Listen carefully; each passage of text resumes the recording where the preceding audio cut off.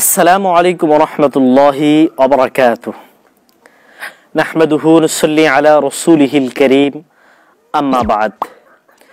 নাস্তিকতার কুসংস্কারের বেড়াজাল থেকে বের হতে পারলেই একজন মানুষ হতে পারে প্রকৃত মুক্তমনা।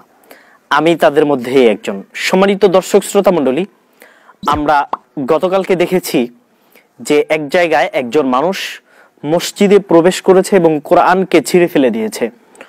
অতঃপর সেখানকার জনগণ তাদেরকে বিভিন্নভাবে মারধর করেছে এবং তাদেরকে হত্যা করার পর অতঃপর আগুন দিয়ে পুড়িয়ে ফেলা হয়েছে, যেটি অত্যন্ত দুঃখজনক একটি ঘটনা।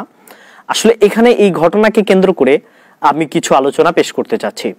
সম্মানিত শুধু এই ধরনের ঘটনা কেন ঘটছে? আমরা ইতিপূর্বে দেখেছি যে নাস্তিক ধর্মান্ধরা যে পরিমাণ উগ্রবাদ ছড়াচ্ছে এবং ধর্মের প্রতি যে পরিমাণ উগ্র মনোভাব নিয়ে তারা বিভিন্ন সময় আমরা দেখতে পাচ্ছি যে ব্যঙ্গ বিদ্রুপে তারা মেতে উঠেছে।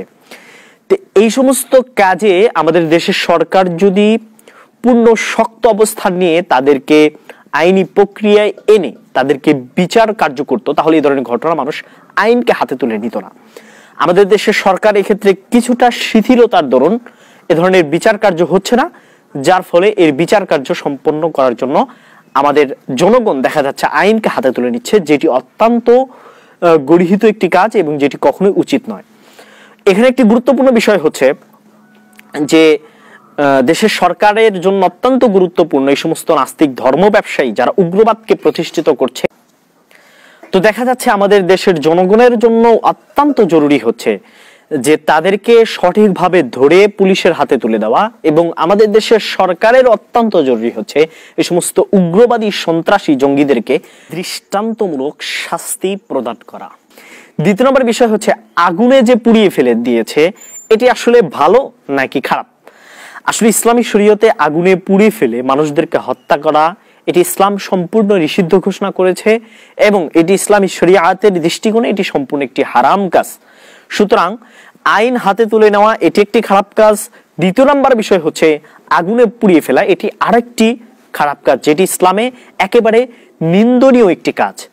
সম্মানিত শুধু আবেগের বশত এই ধরনের কাজ করা কখনোই কাম্য নয়।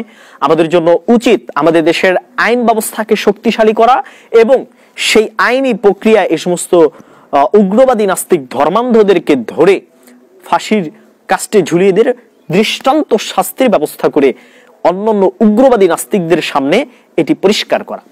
সম্মানিত শুধু দ্বিতীয় নম্বর বিষয় হচ্ছে যে আমরা দেখতে পাচ্ছি কিছুদিনের গত দিনে যে শাহরিয়ার কবির বলতেছেন যে উগ্রবাদী নাস্তিকদের সংখ্যা বেড়ে যাচ্ছে। আসলে দেখেন, নাস্তিকতা মানেই হচ্ছে উগ্রবাদ। যখন সৃষ্টিকর্তা থাকবে না তখন তার ভালো মন্দ এটা তিনি কেন যাচাই বাছাই করবে, এটি কিন্তু তাদের ভিতরে থাকবে না। তো নাস্তিকতা মানেই হচ্ছে উগ্রবাদ, তাই সে উগ্রবাদিতা তো করবেই। তো এটি খুবই স্বাভাবিক বিষয় এবং ডক্টর শাহরিয়ার কবির সাহেব যে কথাটি বলেছেন তার উচিত এটার বিরুদ্ধে ব্যবস্থা নেওয়া। তিনি তো অনেক কিছুর বিরুদ্ধে ব্যবস্থা নেয়, তো এই উগ্রবাদী নাস্তিকদের বিরুদ্ধে আসলে ব্যবস্থা নিয়ে আমাদের দেশকে শান্তি সুশৃঙ্খল করার আবার আহ্বান জানিয়ে আজকের আলোচনা এখানেই শেষ করছি। যারা এই মুহূর্ত পর্যন্ত আমাদের reply to anti Islamist YouTube চ্যানেলকে সাবস্ক্রাইব করেননি তারা দ্রুত সাবস্ক্রাইব করে নিন। সকলে ভালো থাকবেন, সকলে সুস্থ থাকবেন, সকল সুস্বাস্থ্য কামনা করে বিদায় নিচ্ছি। আসসালামু আলাইকুম ওয়া রাহমাতুল্লাহি ওয়া বারাকাতুহু ওয়া আখিরু দাওয়ানা আলহামদুলিল্লাহি রাব্বিল আলামিন।